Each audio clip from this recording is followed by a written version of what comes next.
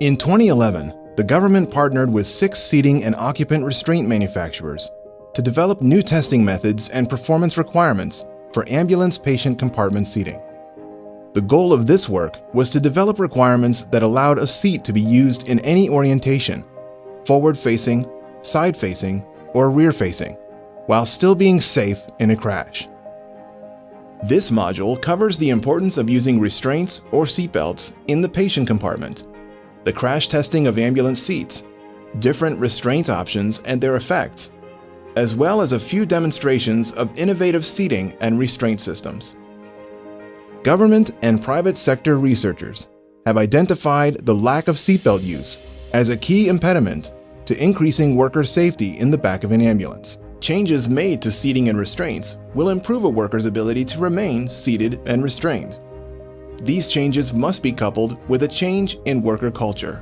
We found that in general, people in the back are not using their seatbelts or restraints. Especially those critical moments, you jump in the back of the ambulance, you say, hey, let's go. Driver takes off. Half the times you forget you're even moving until you look up and you realize you're halfway to the hospital.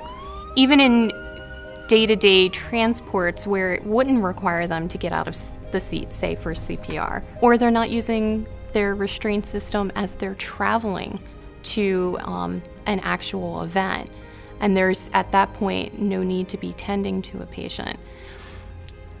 And it's really driven, I think, by culture. There is a culture change that needs to happen. Everyone who has spent time in an ambulance will tell you that they've worked in an unrestrained position. It's come to be the norm. Our 2014 analysis of the special crash investigations showed that the EMS personnel involved in these crashes using safety belts was very low. We believe that up to 80% of EMS personnel at the time of the crash event were not properly restrained in the back of the ambulance. We want the workers to recognize that they're the valued commodity, first and foremost, and we, as researchers, need to create an environment that allows them to do their job and still remain restrained. They haven't had that opportunity before. I think the first thing for anybody who's considering to purchase an ambulance should be considering is, how can I do my job from a seated and restrained position? And I don't think it's typically thought of, but it is one of the reasons there are so many fatalities. The new SAE test requires every bench seat or captain-style seat used in the back of an ambulance to be crash tested. These new crash test methods have been published by the Society of Automotive Engineers as SAE J3026 that ensures seating meets the same basic criteria as a seating system for your car. Seats are tested forward-facing, side-facing, and rear-facing to ensure that they are safe for use in all lockable positions. Like automotive testing, all crash testing is done with a crash test dummy placed in each seat. If testing a bench seat with 2 or 3 seating positions, a crash test dummy must be in each seat at the same time. For rotating seats, all lockable seating orientations must be tested. As part of this program, we've tested both captain seats and bench seats. What made this unique compared to automotive seats is that when you think about a work seat, you could be side-facing or rear-facing, or perhaps even at a 45-degree angle so you can face your patient's face. In each position, whether it be a 45-degree, a 90-degree, rear-facing, forward-facing, that the seat and the base itself has been tested to meet the standards that's coming forth today. I mean, an accident happens so quickly. You don't have time to really react. The dummies are, they're sitting there, but you get to witness how the body will just kind of contort to all configurations. We use the exact same crash test dummies that are used in the automotive industry. Crash test dummies are instrumented with sensors in their head, their chest, their neck, their pelvis, and they tell us the G-forces and the loading that the dummy experiences during the crash. Manufacturers are now offering seatbelt restraint system options. Restraints, which include upper torso belts, offer many advantages over the standard lap belt. An upper torso restraint can reduce head travel and body slide, potentially allowing equipment to be located closer to the worker's seating position. SAE J3059 offers restraint manufacturers with methods to measure how far the head travels during a crash event. Head travel data can be very helpful when designing your next patient compartment and selecting your next seating and restraint system. When I think about seat performance, I think about the strength of the seat first and its ability to retain the occupant second. An upper torso restraint limits the movement of that worker when there's a crash event or a hard braking event, and that keeps him or her out of cabinets, out of walls, much better than just a lap belt only situation. And we see in our automobiles even that center bench seat in the back now has an upper torso restraint. So I'd encourage anyone purchasing a seat to look hard and talk to your seating manufacturers, because you have a lot of options today in restraints. One of the best things about the seat is that the seat should now be a part of your patient care opportunity. So rather than thinking about a bench seat where you maybe were unbelted, sitting on the edge of the seat, we'd like you now to think about the opportunity to look at a captain-style seat or a captain-style seat embedded in a bench that allows you to slide closer to the patient. In that way, you can stay restrained and still address your patient comfortably.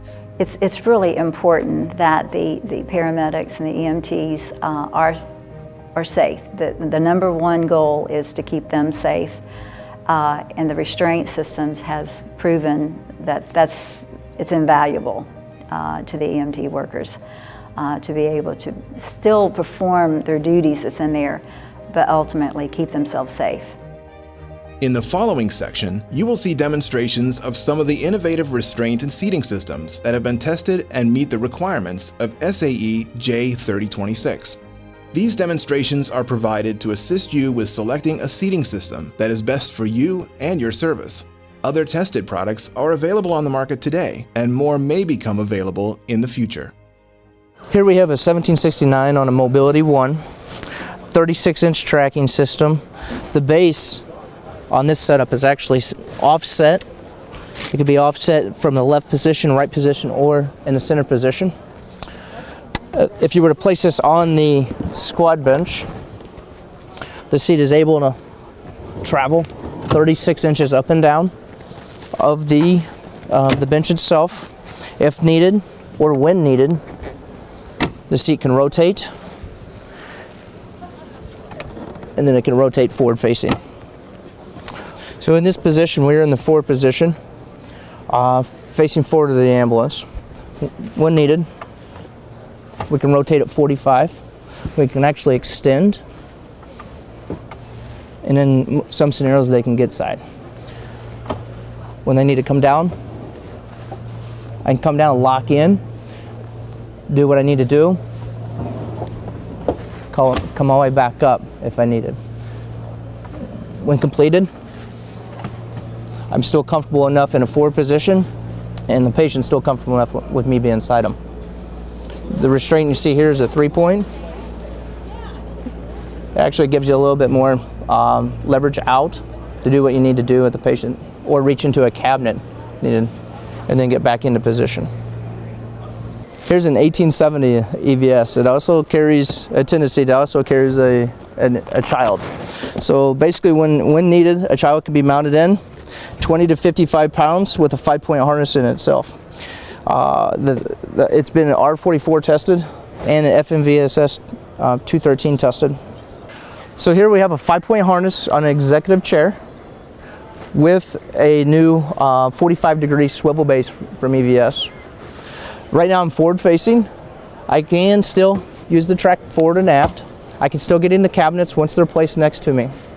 So the benefit of the base is you can come out, turn 45 degrees, come back with a non-locking, and my hands stay free.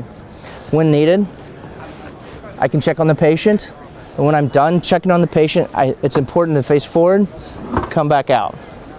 Okay. In addition to the seats being able to swivel to be able to get closer to the patient area, it also will go forward. And these have been tested to where they're in the feathers position out.